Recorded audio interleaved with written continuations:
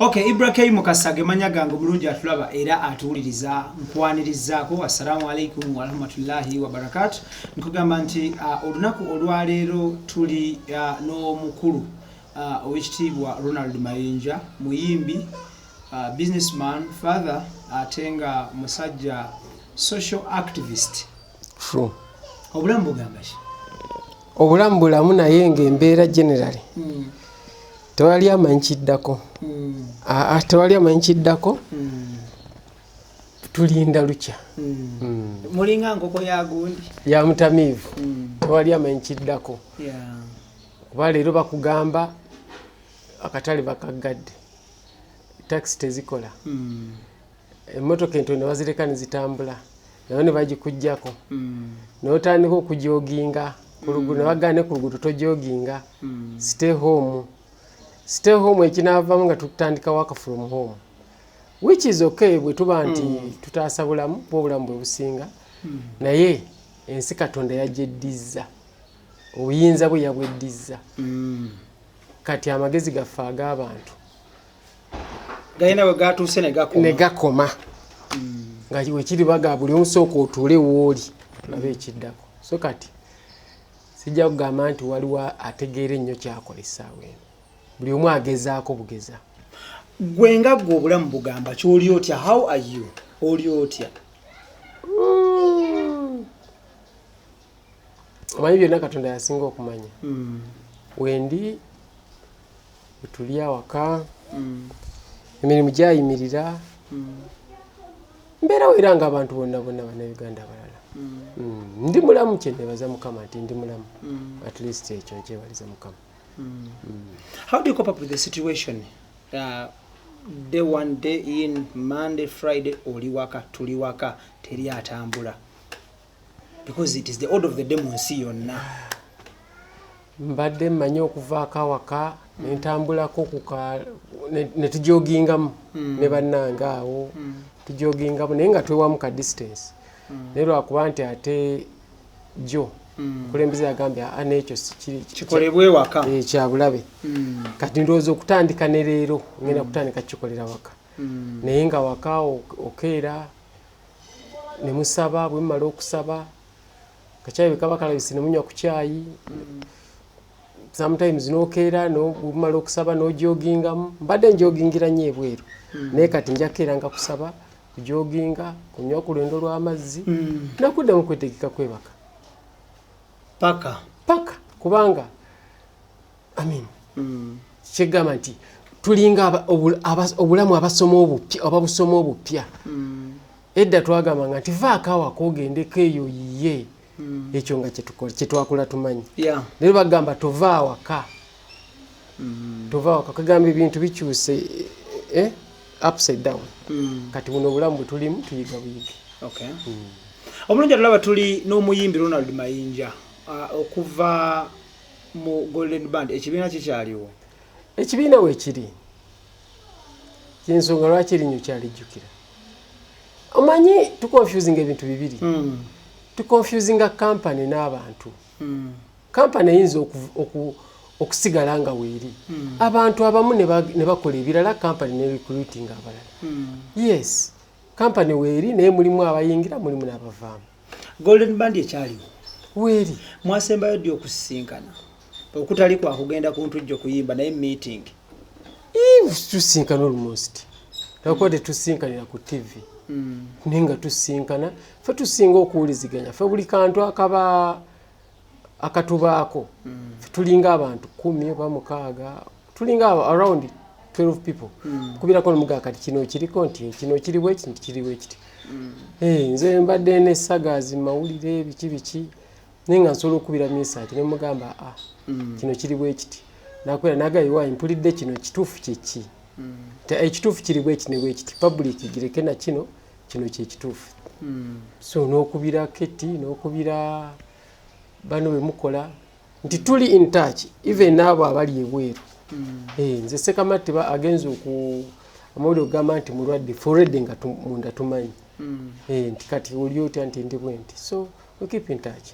Omuyimbi Carol Nantongo yavaayo n'ayabulira ekibiina nga yeekwasa obanga awa ensonga egamba nti ekibiina kisasise. Abamu bali mu byabufuzi, yamenya gwe oli mu politics, kusaasira alina naye gyali mu bintu bye, n'alaga nti n'okufuna mwafuna, muli bulungi, mwakola dda. Oshegeera ye nga ye omwana atandika kayeeyiye bambi atandika obulamu obupya. Wabirabako ba wabiwulirako? Nabiwulirako, nabiraba ku mitimbagano. Naye nze kyensinga okwagala mu kampani zonna ze mbaddemu. Nze bwe mmala n'omuntu emyaka kale 2-3 nga tasobola kwetandikira wo kintu kye. Mampulira njagala oba mukola kimba ndabanga omutwe gwe omukalu. So kati ekinsanyusa ku baana bonna abazze baawukana mbibira bitubaddemu. Nti buli gw'obuuza mugamba ki ekiddako nti ngenda kuba solo, ngenda kuyimirirawo. Nze omwana kasita eyo kai statement gye mampulira. Nze kyensinga okuwala naye mwana n'agamba nga bwe twale mu Eagles. Tinvudde mu Eagles kati ndi wagundi nsaba kalimu. Abanange nfanyinza n'omulumbe we ne mugamba what went wrong. Bwe wali naffe tewayiga batandika business yo. So kati we nawulira Nantongo ng'agambye nti njagala kati kuyimba nganze ne mmanya ayina kyatuyigiddeko ayina asobola okutandika then nze kyo kyokka kinfa ku mwana bw'aba awulira nti kyayize kimumala okwetandikako mba muwagira akole ki agende kuba ekituufu mayinja mbadde nnyo mu politics talina kye yalimbyemu gurupu ng'olumu esimbula n'egenda mu byalo netafuna ssente nga watu wennyini tebayingidde okifuna bulungi kati ojja kusanga omwana oyo ng'oba akyayina waakola rentinga mwe nga bwe mutafunayo kasente musobola okudda eka ne mutuula ate nga ye ayina okukola ki nagamu nesobola kutuula kwegamba ensonga ze lwaki saamufunako buzibu nti ensonga ze zaali ntuufu.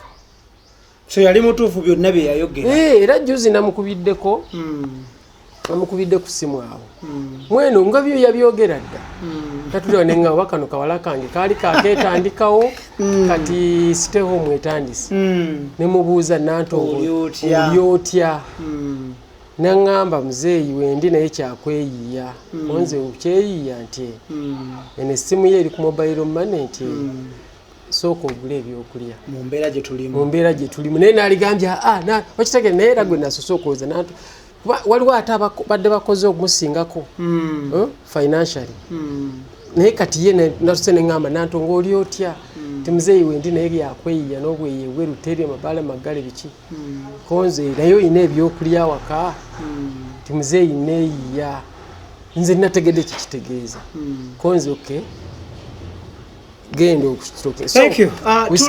Ne Ronald Mayinja tutunulira wano ne wali embeera eriwo awangalira waka. Besides routine gy'otumenyedde wenyigirako mirimu gya waka naawe nga mirimu ki gw'osinga okunafuya? Bannange nze nkamula akatunda. Okamula nnyo akatunda? Ayayaya okamula akatunda okusiika eggi nkusiikira eggi ogana naye n'ogaba nnyongere ku ggi kambuuze ekyo gye gisinga amaanyi ennyo gye weenyigiramu? Ebyamaanyi ebirala kwalibadde kugamba nti kwalibadde kusiimuula nju naye ate egyo baginsinza kwalibadde kwozangoye naye zo bazinsinza naye nange weŋŋambira nange bamala okusiimula ku nju ne mbagamba nga bw'osiimuula ate kakkamulireko ku katunda. Thank you. Kati atuvudde njala tutunuulire olwaleero luno wamala okusoma. Naye nkyayagala okudda okukola diploma mu law mu Road Vomit Center mu August singa. Wamala okusoma kyekiddako bakutikkira wayita bulungi kyekiddako? Ekiddako okumanya tukuyina kkomo. Knowledge is it's all what we want. It's all we want. Knowledge. I want to die knowledgeable. Fango omanyi. Owewuka mulimu ebintu ebimu bye tukola ne bituzitoowereza kubanga ononya ansa okifuna bulungi. Ensi yonna gyeva ne gyedde yagala information. So oyagala kuddayo kufuna diploma mu law? Mu law, yes. Kwero DC? Yes, era namala okwapulayinga papula zange ne bazikkiriza naye ndowooza ennaku zino amasomero gye gakyali amaggale ate nga ne intake ejja kuba mu August naye nga peace for all for peace eri ku kimuli kuki?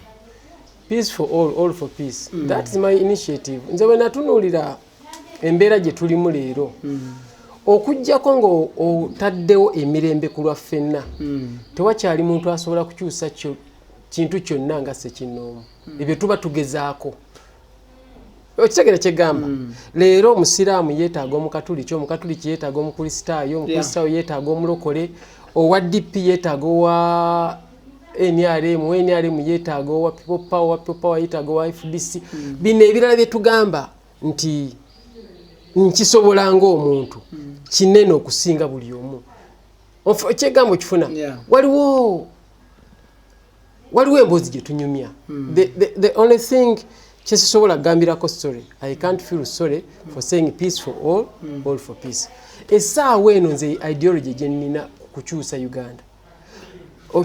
Otusewa ne ideology yo, how has the public perceived it? Otusewa kitambule kya public nze ng'omuntu sijja kufa ku public okuso at the beginning kubanga endowooza yange bannamawulire nagiba wabula ne bagitaputa bulala ate omuntu atwala kyawulira so amawulire ge gayiwa ekintu kyo gakitaputa bulala bakikyusa azifu kizze kulwanagana na bibaddewo azifu kya byabufuzi but what I'm telling you nze ngalo naddi mayinja bwe ntunulira bino ebyobufuzi teosobola leero kukyusa Uganda okujjako nga twegasse jukira let me because we have gone political leero omuntu gwe tulwanyisa ayine emundu ayine emundu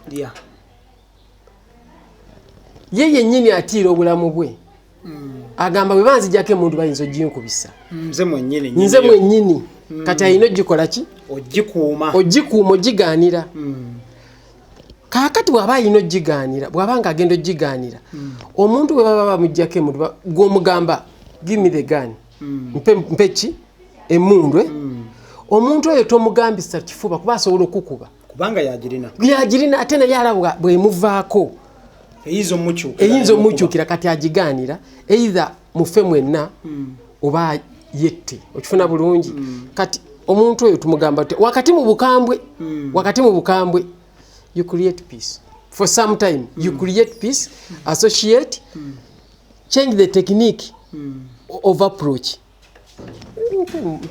give me the gun walolabye abasirikale nga bejjako emundu nga bo tebalina naye nga munna bwagize essasi tebaga musiru gwe tugenda kusiba abamuga tofaayo emundu gireete mpolambe tuwe emundu kuba yagirina wadde basirikale essaawa naye bo tebalina ki tebalina mundu oli yagirina yes so kati gwe waleeta peace for all peace for all for peace osobole okuperereza abali eri bakole ki oli akuulira buulizi mu matu bw'ona omugamba mpola ajja kutegeera bw'ona omuleetako amaanyi amangi byonoonese osobola okuwangula naye ng'ofiiriddwa casualties bangi. Thank you. Manya njala tutunuulire peace for all waliwo okwemulugunya n'amawulire agabadde gatambula down there nti it is a shadow entity created by you but behind it eriyo omukulembeze w'eggwanga n'abantu abakuplantinga okiteekewo ovuge fayiro to create okubuzaabuza abantu bajja ku mulamwa. No bwe tuba wali okiwuliddeko kyo kyembuzi anti awo ekintu kyonna wekyafiira wekyawabira mu eyo perspective ekyo kye baakozesa okuba kino naye kyenkulaga buli kintu ekijja ne bakipasivinga mu ngeri y'ebyofuzi babaako ne chemical ze bakiyiira. Peace for all osobola ogiyita political, economical, social naye kati tujoogerako politically. Kati tujoogerako politically. Yeah. Akati ono Mugisha muntu yali mu kibiina kimu ne Besigye okijjukira bulungi bonna nga beefuddisi naye nga tactics omunga agamba walk to work esobola okujjako gavumenti omunga agamba tekola ki tegijjaako bonna nga balwana kujjako gavumenti naye nga strategy zanjawulo ofuna bulungi strategy zaki kati omunga agamba gwoli molo kati bonna buli omu alina ki ekibiina bonna bakyali bu opposition naye buli omu strategies zibakola ki zenjawulo nze kugamba bwe tuba discussing a peace for all for peace politically now nti sikiririza mugwe singa in case oliwa NRM siriwe NRM sikiririza mukuvuma sikiririza mukukuba chupa sikiririza muki nzikiririza mukunnyonnyola kugunguza idea nzikiririza mukuguza idea naye nga nkyakulwanyisa because okitegedde naye nzikiriza mukuguza ki idea oje lwaki no kyenjagala ekirala okugamba singa bana abasajja tusooka baguza idea kukyuka opposition etwala obuyinza bo ne badda ku opposition era bajja tutawanyizaayo gwokuba mu scenario ngo opposition eriko Museveni eriko Kahindo Tafiire nga ffe tuli mu buyinza erimu assist me to mention opposition eriko Museveni eriko Kahindo Tafiire eriko Salim Sale eyo opposition eriko whatever kyokka bajja ne buno busungu tebatwagala nti era ejja kudda naffe tetujja kuba na peace mubajja kuba babatete era ejja kututawaanya now kino ekyokutwalowoozesa nti bwe tujja mu buyinza tugenda kwonoona ebintu byabwe tusooke tukibajjemu okifuna bulungi because tetulina mundu tetulina basically ndowooza kye batusinga mundu tulina kuba persuadinga njala tutunulire lwaki ekintu kyo kyakubwa to be precise lwaki bakuba project yo lwaki yakubwa project yange sigamba nti yakubwa kubana kati gyokyayogerako lwaki ekubwa timing ne struggle for ideology timing and struggle for ideology. Were you too early to bring it out, or were you too late, or you brought it in the same time when others had not the same ideology? Too early, not too late, but the positioning of the positioning of the ideology into the situation. It was a situational error. Machifuna bulungi. Naye I still believe in the same ideology. Thank you. Njagala still about a peace for all for peace. Njagala onyonyola abantu. There is a group of people who abavayo nga bemulugunya. Abagamba wabambaza t-shirts n'enkofiira ne batula ku kalenda nga bachantinga slogan ezo wanting some money in the long run tebafuna 10 paka na kati bakunoonya tolabika tokwata na simu zaako. You know,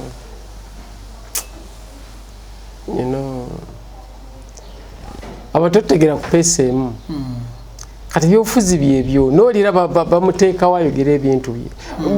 I told you we are now discussing peace for all for peace in a political perspective.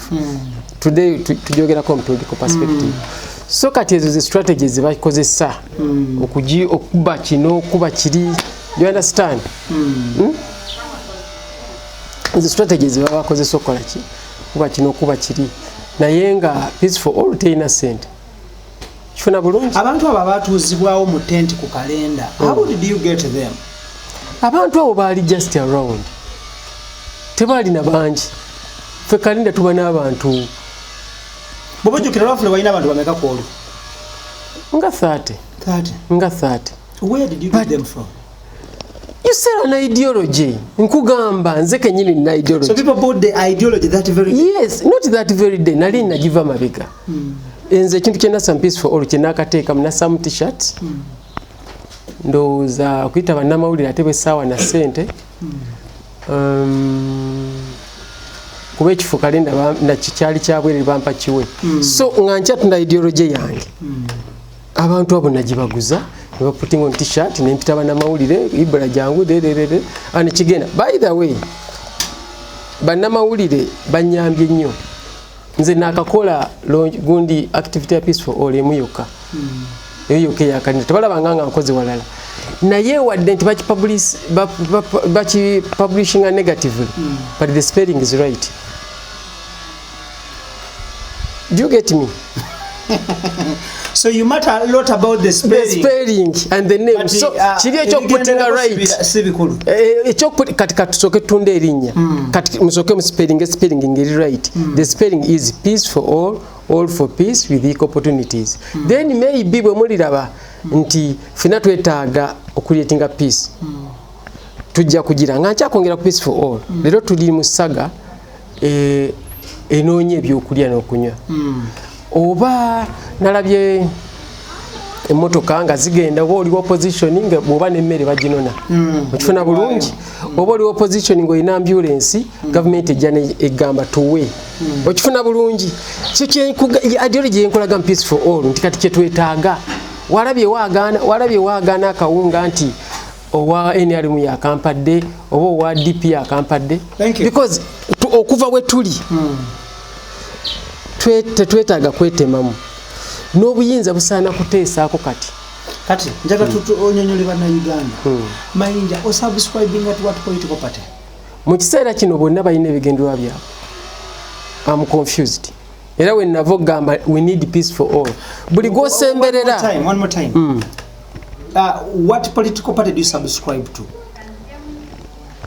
Ideologically nali njagala nnyo DP era mpuliranga njagala nnyo DP njagala mpuliranga naye nga sinafuna kaadi ya political party yonna naye ng'omuntu DP njagala. So toyina kibiina mwengwa kati? Essaawa eno sina kibiina mwengwa, ekibiina ky'ebyobufuzi but nzikiriziganya ekisinde ky'amaanyi g'abantu bavaayo ne bakulonda ne bakuwa obukulembeze ku mutendero ogumu bwali bukulembeze ki? Yali music coordinator. Otuusewa n'ekifo ekyo? Essaawa eno si ya byabufuzi subira tuli off topic now kuba kakati tokyalina wogenda kuba lukuŋŋaana baluweze ne boogenda okubira enkuŋŋaana bali mu nju so kati sijja kugamba nti jjo nagenze. Do you still subscribe to people power? The ideology is yes.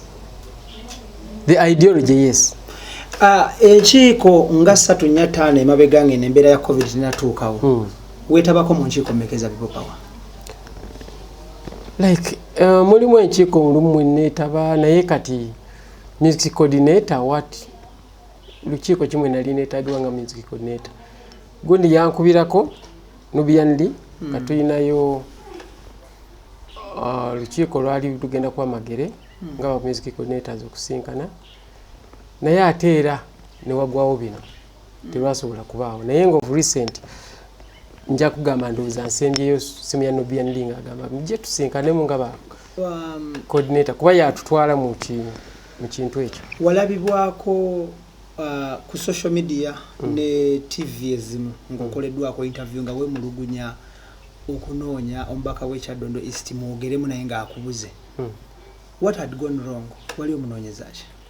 No, ati mwe mwali muteeka ebintu ku social media nali sisobola kudda mu mwenna nali neetaaga ye ate ngenda omunoonya nga ali bweru wa ggwanga naye good enough yankubira netwogera yankubira naŋŋamba nkomyewo obadde watikani nemubuulira then netwogera byesijja ate kwogera wano so ensonga yange neba nti twakimala.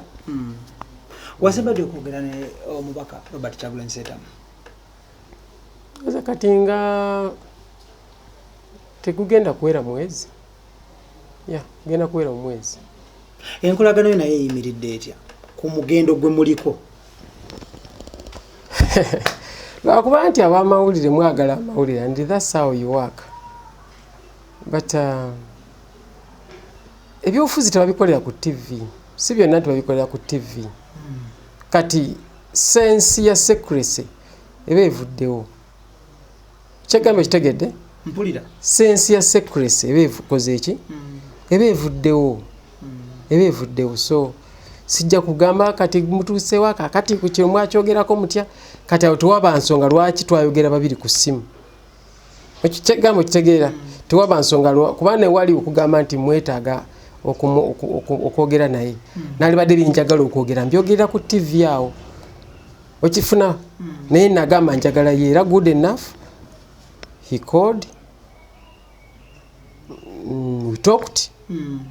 And we talked. So ate sinza ate kugamba bannange kakati Yibula tekayo kamera sajja jagga kakati ate kakati was it a public secret?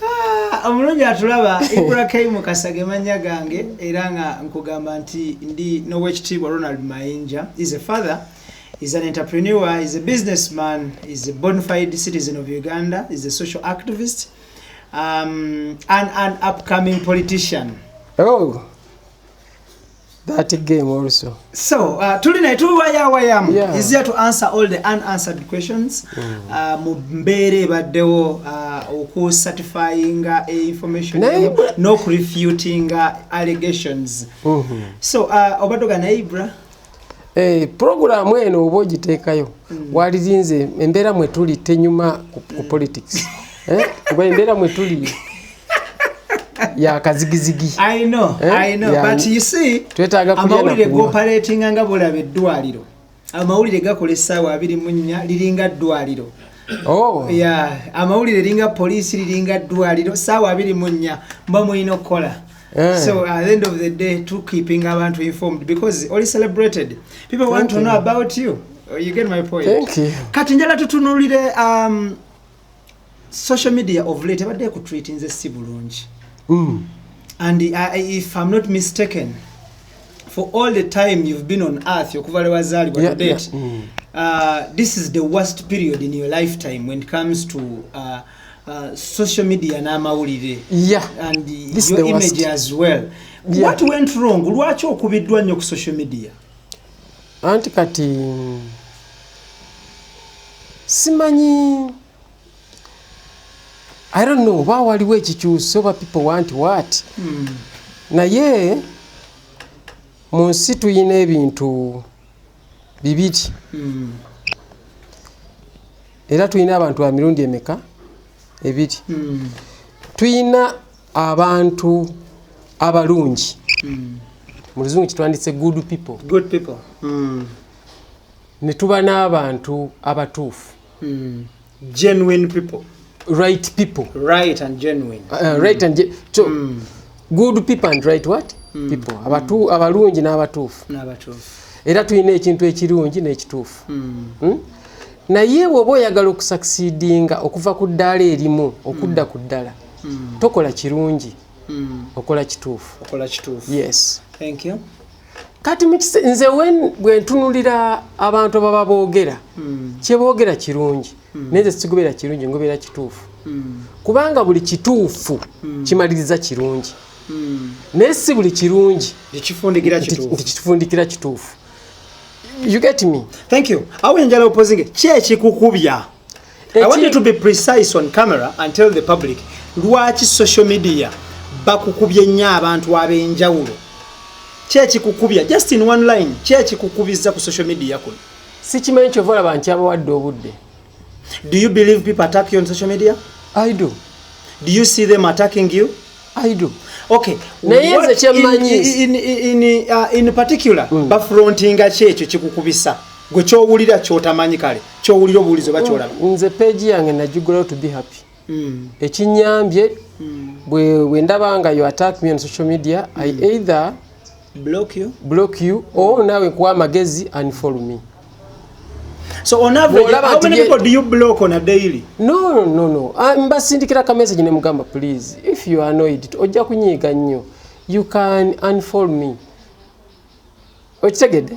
You can unfollow me, but mweno struggle y'okugamba abantu nti we need peace with each other. Si kyangu. Mainja, I think you're diverting away from the question. The question is, what is that abantu kye bakusibako ekikukubya? Kiyinza okuba nga it is an allegation or it is rumor or it is truth of the matter. Kye ekikukubya in particular. Tebawa nsonga. Simanyi nsonga gye bawo. Oli ateekayo ka comment. Some comments ezimu sizisoma. Oli ateekayo comments ngambi. Social media eyo girabe yange. Sinza agibeerako. Most of the time. Naye oli omwana ayinza okulaga zino comments. Let's sing out 2 to 3 lines biki bye boogere. I don't read much. Kubanga saagala kuba wabudde bungi. Kasita mmanya nti bano balungi. Mu kiseera kino njagala batuufu. Abatuufu ndowooza sibadde nabo kati nfokasinga nnyo ku batuufu. Okay, kati biki ebyo by'osinziirako okuweereza omuntu message n'omugamba nti mu inbox n'omugamba nti owaayo okoze kibi kino ky'oyogeddeko. Abasinga boogera ku kyekyo. Bawemula. Abantu bakuwemula. Yeah, there is a group of people.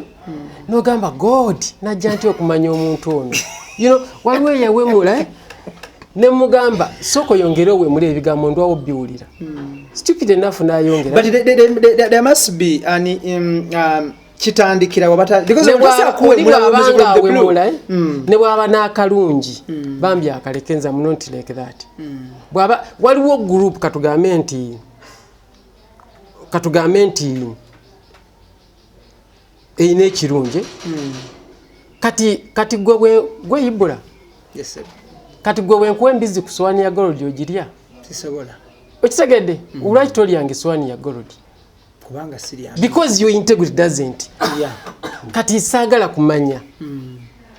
Nze mulimu ebigambo biri obscene, vulgar nga ne bwe kiba kyayika nti ng'ekyo kyennyini ngamba ti gosh. Thank you. Mainja, ebimu, okay, I think we should hit on the head directly. Ebimu kubikukubya, mulimu point esokera daliraga nti you a mole.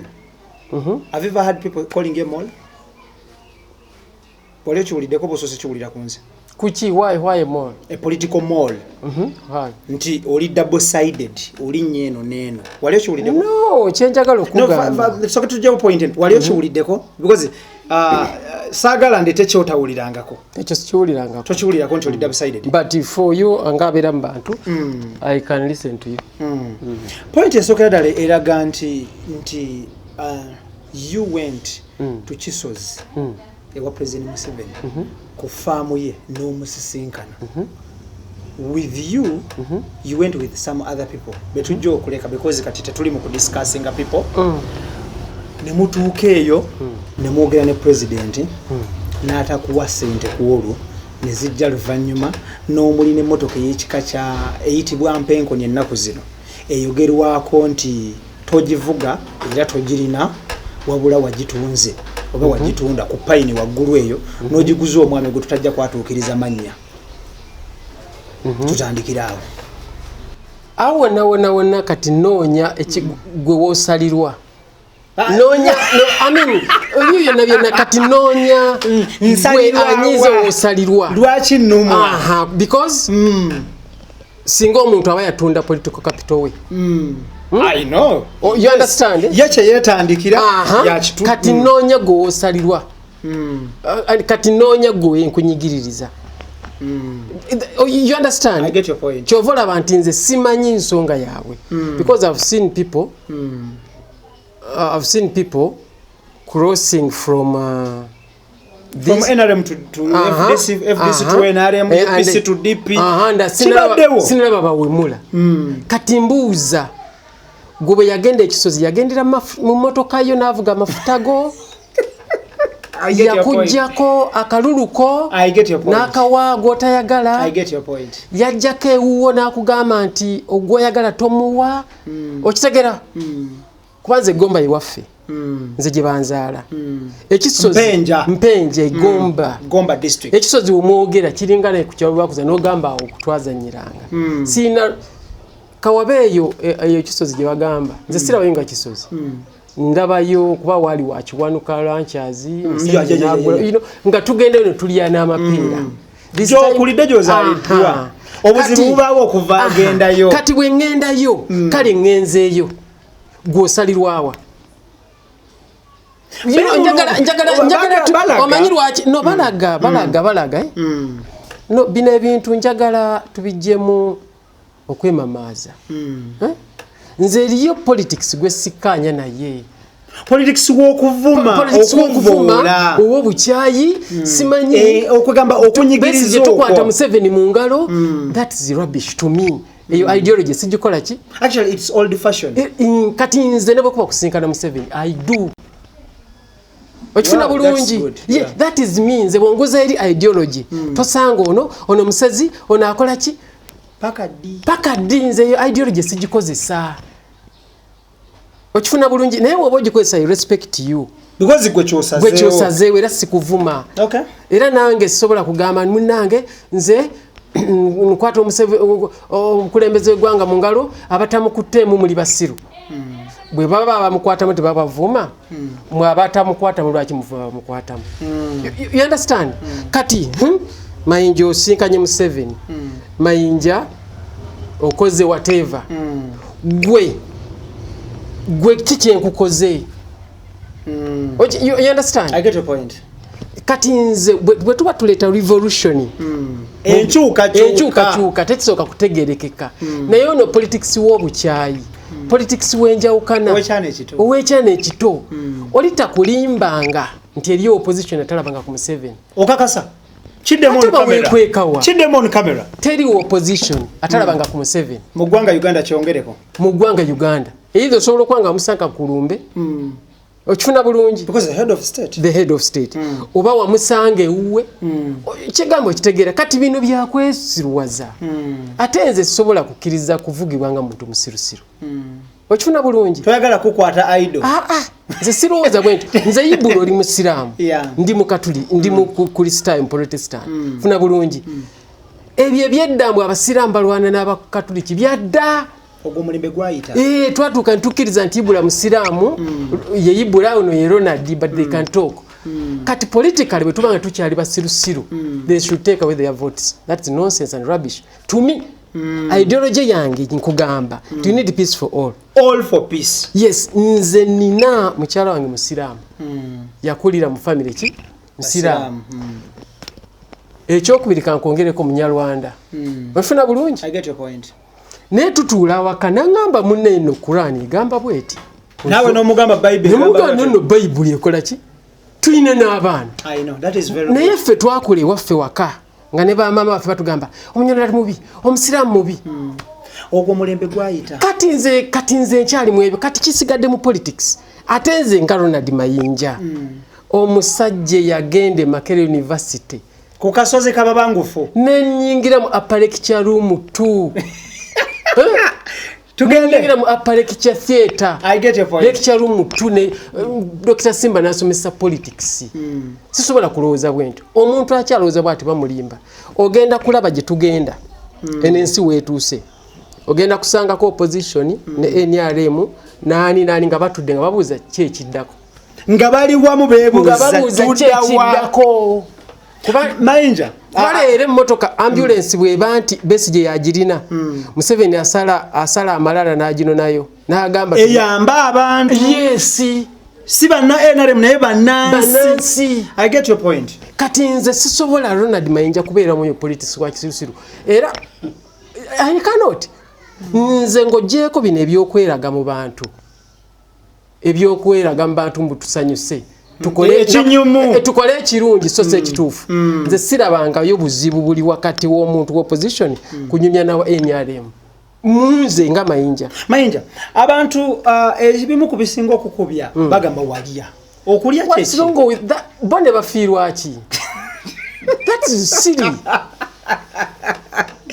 nina omugwe nali nyumya naye bwetubanga kino kyogera just a minute nina gwe nali nyumya naye about hooliganism eri ku social media ne mu biwayi ebimu ne mugamba nti hooliganism eweddewo etya ey'okuvuma buli omu lyanziramu kimu nangamba nti bajja kubavuma abo abatakkiriza kye baagala embeera eno enaggwawo etya bannange singa embeera yali ewangula singa opposition eri mu buyinza because tugikozeseza for 25 years kuvuma naye okuvuma kuzze buli omu ajja ne naye okuvuma kuno ani aleese okuvuma I can't tell okuba bavuma tebasaako kibiina kya bufuzi maybe it's a new strategy naye nze strategy yange gye nsobola okutambulamu nemba comfortable njagala nkugambe nti oyo wa NRM genda omumatirize aveyo good one era weeyanjule bozze wano tonimbye nti sigwe Ibura tonimbye oyogedde nze ani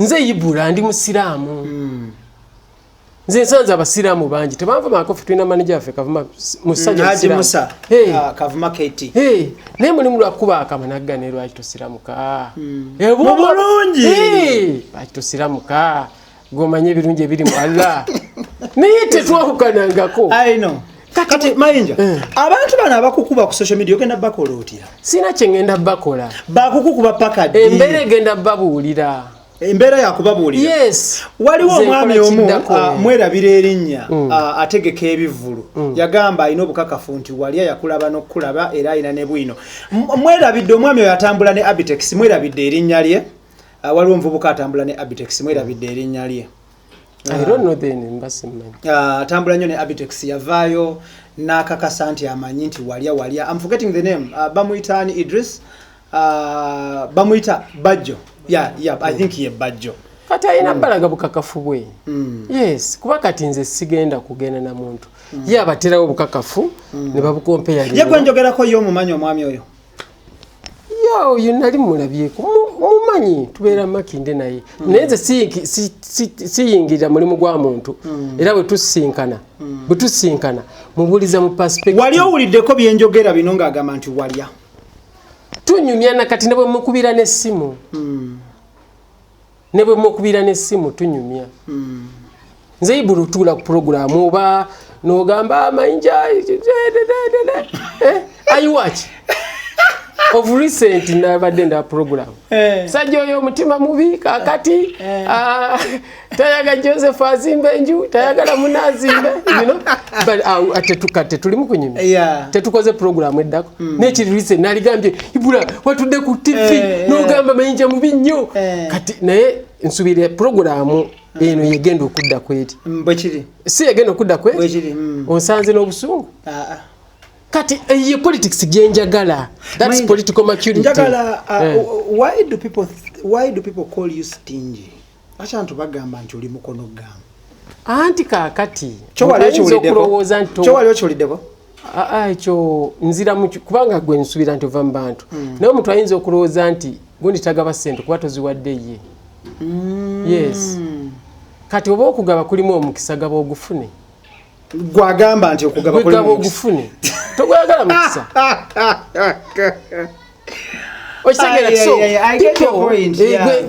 tuva mu bintu by'okwemamaaza okwesiruwaza n'okwebuzaabuza omuntu agamba gundi tagaba nga towadde ye ofuna bulungi naye oyina ensonga ezikuweesa banyoke bakuwe gwayagala okuweebwa yes bw'oba oyagala okujja ku muntu alina ssente osooka nga mulaga waafuniramu let me tell you abalina ssente abo balaba oyinza okugenda n'omugamba munnange sirina ssente njagala ompoleyo ssente nkole ekyo nakyo nagamba sirina wadde omulala najja n'amunnyonnyola ebintu bye bimu nga ebintu ebirala nga ssente zamusaba zikubisa zewasabye emirundi oba 10 n'amugamba keera enkya ky'omugamba kye kiba tekikoze makulu gwe teri muntu atagaba ssente ky'omugamba kye kiba kitakoze makulu gyali kukuweesa ssente Mayinja nga tuwunzika ku nsonga wali kukubya ennyo ya politics omukulembeze w'eggwanga akamusisinkana emirundi emeka mu bulamu bwo ndowooza 3 tusooke n'obuliwa nasookako nali kyana mukaaka ne nzirako anyway gye bagambe wavanga bafala kiboga bagamba bugambi of course naye nga sekituufu mbadde nkyerabidde naye nga kyekyakye omanye ekintu bakikuteekako nekikufaana ate nga tekiba kituufu nga tekiba kituufu then ogwokusatu wano ku gundi ku Serena but for me omuntu bwakulimbanga nti nze sobola kusinkana mukulembeze w'eggwanga naye ng'ali mu byabufuzi ekyo obeera na level kwota natuuka mu kutegeera okukitegeera okitegeera bulungi nti omuntu ayinza okubuuza ekibuuzo nga kituufu naye nga answer tesaana ye yes nga question ntuufu but nga si deserving answer katoli naafuna eri easier nagamba simusinkana kubanga ojja okoma okutegeera naye teriyo mukulembeze atasinkana mukulembeze olaba ne Museveni atuuka nawandikira koni goli wamawulire tolabangako Museveni nga wandikidde koni tolabanga kumusaba ave mu nsiko ku nteeseganya ezaaliwo otegera so singa wabaawo resistance ne bagamba nti ekitunzija mu nsiko jja twogere yaligenze edda ffe ndi mu kusinga emyaka edda wabangawo ne bagamba nti abayeekera bagenda kusinkana ruling government y'Obote e Nairobi so kati ebyo kati nze siri ku eyo level yakwata I'm beyond that era ekyo abantu abalowooza ebatu actually ne batakirowooza naye nga ne batakirowooza naye nga level yaabwe era politically si entula nabo Mayinja gwe ng'omukulembeze ku mutendero gw'enjawulo oli taata ate oli musomesa through music oli muntu mukulu mu ggwanga Uganda tukoze tutya ensi Uganda eyambiddwa etyo okujjawo obusiiwufu bw'empisa okuvumagana ku social media kuno n'abantu n'okusiiwuka empisa mu ggwanga Uganda nti ebivumo kati bibuuka bwebiti ne bisala ne bive ne bidda eri kivuddewo kitya ekyo tekigenda kuvaawo kati kigenda kuva mu phases buli omu agenda kubala budde bwakimazeemu na kyakifunyeemu olwalyo akiveemu yes obugagga tebatuula mu meeting ffena tulina bye twakolanga naye wagenda okulaba nga obudde bw'okimalamu bw'obala budde bw'okimalamu nekyo kijjamu tekirina makulu n'obula wekka kati buli omu agenda kukibeeramu buli omu anaatuuka ku age kwategeera buli omu alina level kwa age wetuuka n'oga kati ntandise okutegeera ffe bayibuli etugamba nti we nali omuto nakolanga omuto nalowoozanga omuto nayogeranga omuto naye bwe nnakula nendeka ebyekito. Thank you.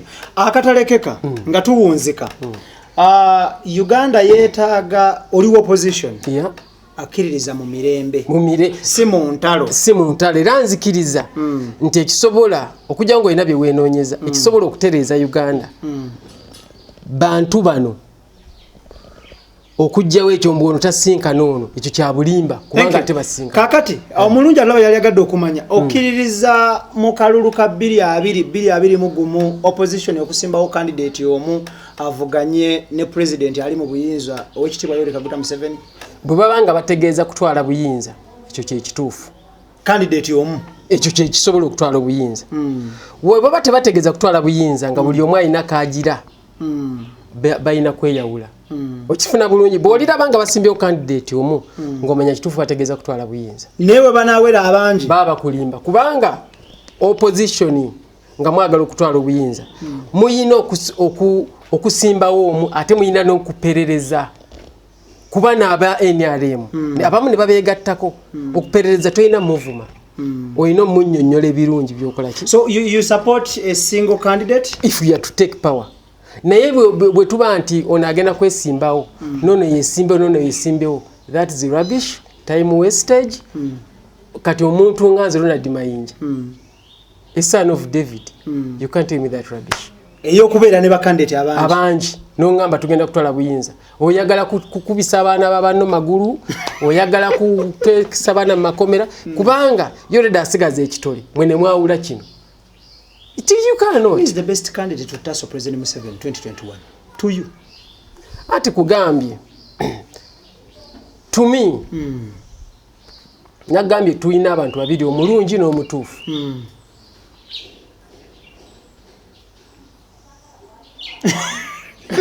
naye Mayinja kale tugende maaso nga tuwunzika who is the best candidate to face off President Museveni 2021 if you are to have a single candidate wagambe tulina omutuufu n'omulungi so ani mutuufu ani mulungi mu kiseera kino omuntu yenna gwe bateekawo singa aba owomu nga bonna bali mabegawe aba mutuufu kati omulungi yani naye singa bwe baneeyawula bonna bajja kufuuka abalungi but they will achieve nothing. Can't we have names of these people? No. Nkuwadde opportunity kuba campaign ku kamera. No, kubanga nkuwadde opportunity kuba campaign. Sinze bantu bonna naye nkugambye omuntu yenna asobola okuba omutuufu singa nga tewaba munne amwesimbako kwasirwa nokuba naye banaateekawo nga basukka muomu. Ibrahim Mukasa, do you think we have democracy mu ggwanga Uganda? No, that is a word. It's a sweet word for nothing. We don't have democracy. We don't. At all. We don't. Akatalekeka producer angambye mpiseewo kano. Tumenyere ebirungi ebitaano President Museveni byakoze in his tenure. N'ebimulemye bitaano. Tudduke. Just ng'obulatinga bulletins point tata totunyonyola 5 omuzinda lugone kamera nze agezezaako security tuli ku birungi 1 security 2 awadde abantu okwetandikirawo emirimu egyabwe 3 and it's debatable kati bwongamba 1 3 era bagenda kudde badebating no gwe tubulatingire osobola okwetandikira essomero nti lyange nofuna challenges za kutandika. That is point number 2. Let's look at 3. Security najigambye. Yeah, security kwa sokedde. Abantu boogera. Freedom of speech. Yes, basobola okwogera kuba naye ndaba yaba muvuma. People can talk. Point number 4. Ekirungi ekyokutaano kyakoze. Ekyokuna. Kirungi ekyokuna. Bawansabye bingi biyinza okuba tebiwera bitaano. Emyaka gyafugidde 30. Anti kali nawe oyinza okunsaba ebingi ate ng'oŋŋamba ninaakakuwa bimeka. Bwangamba 3. Nakakuwa 3 nakugambye security yes. Abantu okwetandikirawo eddembe ly'okwogera eddembe ly'okwogera and listen is a good listener. Awuliriza is a good listener. Tusembyeyo ekyokutaano ekirala ki and is tolerant.